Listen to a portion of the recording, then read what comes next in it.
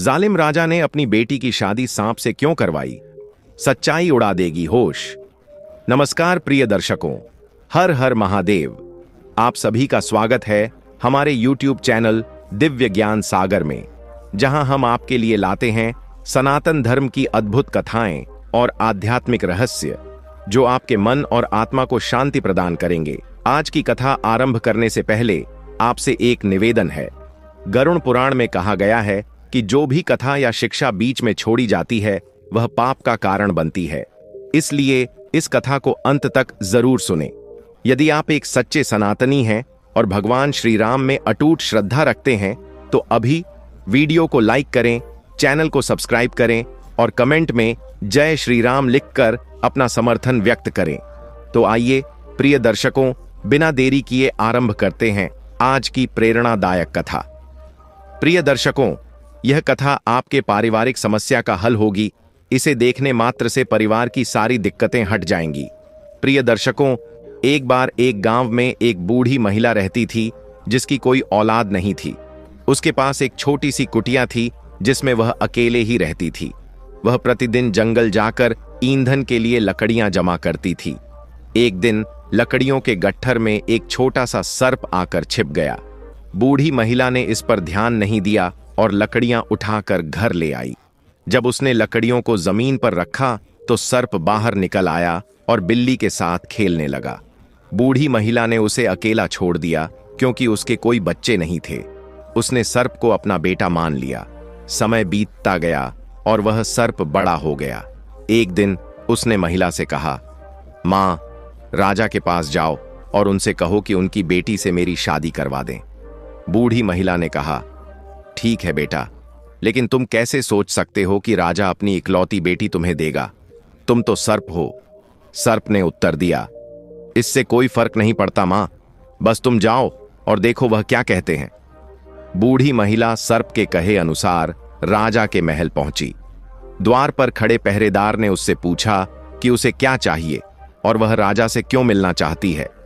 पहरेदार ने उसे अंदर जाने से रोक दिया, लेकिन बूढ़ी महिला ने अकेले राजा से मिलने की जिद की। आखिरकार पहरेदार ने उसे जाने दिया। महल में बूढ़ी महिला ने राजा से कहा, महाराज, मुझे यह कहते हुए शर्म महसूस हो रही है, लेकिन मैंने वादा किया था इसलिए कह रही हूं। मेरा बेटा, जो एक सर्प है, आपकी बेटी से विवाह करना चाहता है।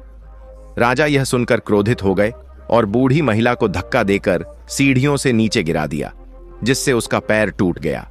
घर लौटकर वह सर्प को कोसने लगी। सर्प ने कहा, मां, चिंता मत करो, मैं तुम्हारे पैर ठीक कर दूंगा, लेकिन हार मत मानो। सर्प ने एक अंगूठी निकाली, उस पर फूंक मारी और कहा, इस महिला का पैर ठीक हो जाए। तुरंत उसका पैर ठीक हो गया। अगले दिन सर्प ने बूढ़ी महिला को फिर राजा के पास भेजा, लेकिन इस बार भी उसे अपमानित किया गया। तीसरी बार सर्प ने उससे कहा, मां, इस बार यह आखिरी प्रयास है। राजा ने बूढ़ी महिला से कहा, मैं अपनी बेटी का विवाह तुम्हारे बेटे से निम्नलिखित शर्तों पर करूंगा। तुम्हारी झोपड़ी कल तक मेरे महल से भी बड़ी होनी चाहिए। हमारे महल तक का रास्ता रेशम का बना होना चाहिए। साथ ही 400 सेवक अलग अलग रंगीन कपड़ों में घोड़ों पर सवार होकर प्रतीक्षा कर रहे हों। यदि तुम यह सब कर सको तो मैं अपनी बेटी का विवाह तुम्हारे बेटे से करूंगा। बूढ़ी महिला ने यह सुना और लौटकर सर्प को बताया। सर्प ने अपनी अंगूठी पर फूंक मारी और कहा, इस झोपड़ी को महल में बदल दो। तुरंत झोपड़ी एक भव्य महल बन गई। फिर उसने अंगूठी पर दोबारा फूंक मारी और रेशम का रास्ता बनवा दिया। अंत में उसने 400 सेवकों को रंग बिरंगे कपड़े पहनकर तैयार होने का आदेश दिया। अगले दिन जब राजा ने खिड़की से बाहर देखा तो एक विशाल महल और सेवकों की कतार देखकर हैरान रह गए। उन्होंने अपनी रानी से पूछा, क्या यह सच में एक महल है या मेरी आंखें धोखा दे रही हैं? राजा की पत्नी ने उत्तर दिया, यह सचमुच एक महल है। कल तक वहां एक छोटी सी झोंपड़ी थी जो उस बूढ़ी महिला की थी। राजा को अपनी शर्तें याद आईं जो उन्होंने बूढ़ी महिला के सामने रखी थीं। राजा और रानी अपनी बेटी के दुर्भाग्यपूर्ण भाग्य पर रोने लगे। अब उनकी बेटी की शादी एक सर्प से करनी होगी क्योंकि वे अपना वचन तोड़ नहीं सकते थे। दुल्हन को विदा करने का समय आ गया और सवारियां तैयार हो गईं। उन्होंने सर्प को अपने साथ ले जाकर एक गीत गाते हुए राजा के महल तक पहुंचाया। वहां सर्प को घोड़े से उतारकर राजा और रानी के सामने पेश किया गया। राजा और रानी गहरे दुख में डूब गए और सोचने लगे, हमारी बेटी का यह भाग्य कितना भयावह है। एक सर्प को दामाद के रूप में स्वीकार करना हमारे लिए बेहद कठिन है। आखिरकार विवाह की रस्में पूरी हुईं। उत्सव के बाद दूल्हे को दुल्हन के कक्ष में ले जाया गया। जब लड़की ने सर्प को देखा तो वह भय से चिल्ला उठी, लेकिन तभी सर्प ने अपनी चमड़ी उतार दी और एक अत्यंत सुंदर युवक में बदल गया। लड़की यह देखकर चकित रह गई। युवक ने उससे कहा, मेरी प्यारी पत्नी, यह बात किसी से मत कहना कि मैं दिन में सर्प और रात में मनुष्य बन जाता हूं। अगर तुमने यह राज खोला तो मैं हमेशा के लिए तुम्हें छोड़ दूंगा। लड़की ने वादा किया और पूछा, प्यारे पति, कम से कम मुझे अपना नाम तो बताओ। युवक ने कहा, मेरा नाम स्विफ्ट है। अगले दिन राजा ने किसी को सर्प के महल भेजा ताकि यह पता लगाया जा सके कि उसकी बेटी जीवित है या नहीं। जब यह बताया गया कि वह ठीक है तो राजा को विश्वास नहीं हुआ। कुछ दिनों बाद राजा ने अपनी बेटी और दामाद को दोपहर के भोजन पर बुलाया। जब वे आए तो लड़की की मां दुखी होकर बोली, ओह मेरी प्यारी बेटी, हमने तुम्हें इतना कष्ट दिया। लेकिन लड़की ने उत्तर दिया, मैं खुद को बहुत भाग्यशाली मानती हूं। थोड़े समय बाद शहर के दूसरे कोने में एक भव्य शादी का आयोजन होने वाला था। राजा और उनकी बेटी को आमंत्रित किया गया था। सर्प ने अपनी पत्नी से कहा, तुम जाओ, मैं रात को आऊंगा ताकि किसी को पता न चले कि मैं मनुष्य बन सकता हूं, और याद रखना, किसी को यह राज मत बताना। लड़की अकेले शादी में चली गई। जब अंधेरा हुआ, सर्प ने अपनी खाल उतारी, भव्य वस्त्र पहने और समारोह में शामिल हो गया। उसकी सुंदरता और नृत्य देखकर लोग दंग रह गए। उन्होंने सोचा, यह तो कोई स्वर्गीय प्राणी लगता है। लड़की की मां, जो पास बैठी थी, बोली, मेरी बेटी, तुम कितनी भाग्यशाली हो अगर तुम्हारा पति ऐसा कोई युवक है। यह सुनकर लड़की और सहन नहीं कर सकी और बोल पड़ी, मां, यही मेरा पति स्विफ्ट है। जैसे ही उसने यह कहा, स्विफ्ट अदृश्य हो गया। लड़की घबरा गई और रोने लगी। उसने अपनी मां से कहा, देखा, आपने मुझे यह कहने पर मजबूर कर दिया। उसने चेतावनी दी थी कि अगर मैंने किसी को यह बात बताई तो वह मुझे हमेशा के लिए छोड़ देगा। अब मुझे उसकी तलाश में जाना होगा। लड़की ने यात्रा की तैयारी की और लोहे के जूते, लोहे की छड़ी और एक बैग लेकर अपने पति की खोज में निकल पड़ी। कई दिन और रात भटकने के बाद वह सूर्य से सलाह लेने के लिए पहुंची, लेकिन घर पर केवल सूर्य की मां और बच्चे थे। बच्चों ने लड़की पर हमला करने की कोशिश की, लेकिन उनकी मां ने उन्हें रोक दिया और लड़की को अंदर बुलाया। सूर्य की मां ने पूछा, तुम यहां क्यों आई हो? लड़की ने अपनी पूरी कहानी सुनाई और कहा, मैं आपके पुत्र सूर्य से पूछना चाहती हूं कि क्या उन्होंने अपनी यात्रा के दौरान मेरे पति को कहीं देखा है। बूढ़ी महिला ने उत्तर दिया, सूरज अभी तक वापस नहीं आया है, लेकिन जब वह लौटेगा तब हम उससे पूछ सकते हैं। मुझे डर है कि जब वह थका हारा लौटेगा और उसे किसी इंसान की गंध आएगी तो वह तुम्हें खा जाएगा। लड़की ने उत्तर दिया, अगर आप चाहें तो वह मुझे नुकसान नहीं पहुंचाएगा। बूढ़ी महिला को उस पर दया आ गई और उसने लड़की को छिपा दिया। जब सूरज रात के भोजन के लिए अपने लंबे सफर से लौटकर घर आया तो उसने बैठते ही अपनी मां से कहा, मुझे मनुष्य की गंध आ रही है, मुझे थोड़ा मांस लाकर दो क्योंकि मैं बहुत थका हुआ हूं। उसकी मां ने जवाब दिया, यहां कोई मनुष्य कैसे आ सकता है? सूरज ने कहा, यहां जरूर कोई है, मुझे मनुष्य को लाओ, मैं उसे नहीं खाऊंगा, बस उससे कुछ सवाल करूंगा। बूढ़ी महिला ने सूरज से वादा करवाया कि वह लड़की को नहीं खाएगा। फिर उसने लड़की को बाहर निकाला और सूरज के पास ले गई। लड़की ने उससे कहा, मैं अपने पति स्विफ्ट को खोज रही हूं, मैं आपसे पूछने आई हूं कि क्या आपने अपनी यात्रा में उसे कहीं देखा है? सूरज ने उत्तर दिया, नहीं, मैंने उसे नहीं देखा, लेकिन तुम चांद के पास जाओ, शायद उसने रात में उसे देखा हो।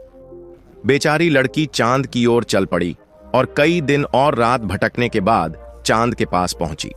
चांद भी उसे कोई जानकारी नहीं दे सका और उसने उसे हवा से पूछने की सलाह दी। थकावट से चूर लड़की ने अपने बची खुची ताकत के सहारे हवा के घर तक का सफर तय किया। वहां उसे हवा की मां और छोटे छोटे बच्चे मिले जो उसे खाने की फिराक में उड़ रहे थे। हालांकि हवा की मां ने उन्हें रोक दिया और लड़की को अंदर बुलाया। हवा की मां ने पूछा, तुम यहां क्यों आई हो मेरी बच्ची? लड़की ने अपनी यात्रा और उसके कारण के बारे में बताया। हवा की मां ने कहा, हम उससे पूछेंगे, लेकिन मुझे डर है कि जब हवा थकी हुई वापस आएगी और इंसान की गंध लेगी तो वह तुम्हें खा जाएगी। लड़की ने जवाब दिया, अगर आप चाहें तो वह मुझे कोई नुकसान नहीं पहुंचाएगी। बूढ़ी महिला को दया आ गई और उसने लड़की को छिपा दिया। जब हवा नाश्ते के लिए घर लौटी तो उसने तुरंत ही मनुष्य की गंध महसूस कर ली। उसने अपनी मां से कहा, मुझे इंसान की गंध आ रही है, मुझे खाने के लिए कुछ दो क्योंकि मैं बहुत थकी हुई हूं। उसकी मां ने उत्तर दिया, यहां कोई इंसान नहीं हो सकता। हवा ने जोर दिया और कहा, इंसान को लाओ, मैं उसे नहीं खाऊंगी, बस उससे सवाल करूंगी। हवा की मां ने उससे वादा करवाया और लड़की को बाहर लाकर पेश किया। हवा ने लड़की से पूछा, तुमने इतनी परेशानियां क्यों उठाई? लड़की ने कहा, मैं अपने पति स्विफ्ट को खोज रही हूं, वह लंबे समय से गायब है और मैं उसे ढूंढ नहीं पाई हूं। हवा ने उत्तर दिया, तुम्हारे पति को समुद्र पार कुलशेद नाम के राक्षस ने कैद कर रखा है, वह यहां से काफी दूर है। लड़की ने उससे विनती की, कृपया मुझे वहां ले चलो, मैं उसे ढूंढे बिना नहीं लौट सकती। हवा ने कहा, मैं तुम्हें ले जाना चाहती हूं, लेकिन डर है कि रास्ते में तुम गिर जाओगी क्योंकि मैं बहुत तेज हूं। लड़की ने भरोसा दिलाया, नहीं, मैं गिरूंगी नहीं, कृपया मुझे साथ ले चलिए। हवा को उस पर दया आ गई। उसने लड़की को अपनी पीठ पर बिठाया और कहा, मेरे बालों को कसकर पकड़ लो और नीचे मत देखना, नहीं तो तुम्हें चक्कर आ जाएगा। हवा ने एक तेज झोंका मारा और लड़की को समुद्र पार एक झरने के पास छोड़ दिया। बेचारी लड़की अभी आराम करने के लिए बैठी ही थी कि अचानक पहाड़ों से एक भयानक गरज सुनाई दी। झरने के पास कुलशेद प्रकट हुआ। उसने लड़की को देखा और चिल्लाया, पहले मेरे पास एक था, अब दो हैं। वह उछलते कूदते लड़की के पास पहुंचा और उसे अपने घर ले गया, जहां स्विफ्ट को कैद रखा गया था। स्विफ्ट ने अपनी पत्नी को तुरंत पहचान लिया, लेकिन कुलशेद के डर से कुछ कहने की हिम्मत नहीं की। उसने चुपके से अपनी अंगूठी एक बर्तन में डाल दी, जिसे उसकी पत्नी को साफ करना था। जब वह बर्तन धो रही थी तो उसे अंगूठी मिल गई और उसने पहचान लिया कि यह स्विफ्ट की है। जब दोनों को मिलने का मौका मिला तो स्विफ्ट ने फुसफुसाकर कहा, शांत रहो, कुलशेद को मत बताना, नहीं तो वह हमें खा जाएगा। कुलशेद ने उन्हें खूब खिलाया ताकि बाद में वह उन्हें खा सके। उसने पत्नी को पहले और पति को बाद में खाने की योजना बनाई। एक दिन कुलशेद ने लड़की से कहा, जब मैं रात के खाने के लिए लौटूं तो घर के कुछ हिस्सों में झाड़ू लगा हुआ और कुछ में न लगा हुआ देखना चाहता हूं। बेचारी पत्नी असमंजस में थी कि क्या किया जाए। तभी उसका पति जागा और उसने उससे पूछा कि वह इतनी चिंता में क्यों है। उसने अपने पति को कुलशेद के आदेशों के बारे में बताया और कहा कि वह सोच रही है कि इस मुश्किल कार्य को कैसे पूरा किया जाए। पति ने उसे दिलासा देते हुए कहा, चिंता मत करो, इसे मुझ पर छोड़ दो। एक रोटी का टुकड़ा खोज कर लाओ और मुझे दो। इसे फर्श पर रखो और इसे अपने पीछे घसीटते हुए चलो। इस तरह कुछ हिस्से साफ हो जाएंगे और कुछ वैसे ही रहेंगे। पत्नी ने वैसा ही किया जैसा उसके पति ने सुझाव दिया था। शाम को जब कुलशेद वापस आया तो उसने पूछा, क्या तुमने अपना काम पूरा कर लिया है? पत्नी ने उत्तर दिया, हाँ, सब कुछ हो गया है। कुलशेद ने चारों ओर देखा और पाया कि हर चीज उसकी इच्छा के अनुसार की गई थी। उसने गुस्से में चिल्लाया, यह तुम्हारा विचार नहीं था, यह तुम्हारे पति का था। अगले दिन कुलशेद ने फिर पत्नी से कहा, जब मैं आज रात लौटूं तो मुझे आंसुओं से भरे 2 बर्तन चाहिए। अगर वे नहीं मिले तो मैं तुम्हें खा जाऊंगा। कुलशेद के जाने के बाद पत्नी ने 2 बर्तन निकाले और उन्हें अपने आंसुओं से भरने की कोशिश करने लगी, लेकिन बर्तन खाली ही रह गए। जब उसका पति जागा तो उसने पत्नी को रोते हुए देखा और पूछा कि क्या हुआ। उसने पति को सारी बात बताई। पति ने मुस्कुराते हुए कहा, तुम कितनी भोली हो, क्या तुम्हें लगता है कि इन बर्तनों को आंसुओं से भरा जा सकता है? मुझे इसे करने दो। पति ने उसे निर्देश दिया, बर्तन लो, उनमें पानी भरो, थोड़ा सा नमक डालो और उन्हें ढक दो। पत्नी ने वैसा ही किया जैसा उसके पति ने कहा। जब कुलशेद रात में वापस आया तो उसने पूछा, क्या तुमने अपना काम पूरा कर लिया है? पत्नी ने उत्तर दिया, हाँ, सब कुछ हो गया है।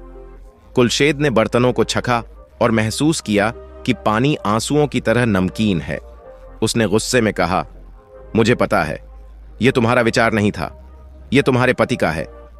अब कुलशेद को युवक से और भी अधिक नफरत हो गई और उसने उसे खत्म करने की योजना बनाई। लेकिन युवक को खतरा भांपने की आदत थी। उसने पुराने कपड़े पहने और कुलशेद के जंगल में जाकर लकड़ियां काटने लगा। एक दिन जब युवक लकड़ियां काट रहा था तो कुलशेद वहां से गुजरा।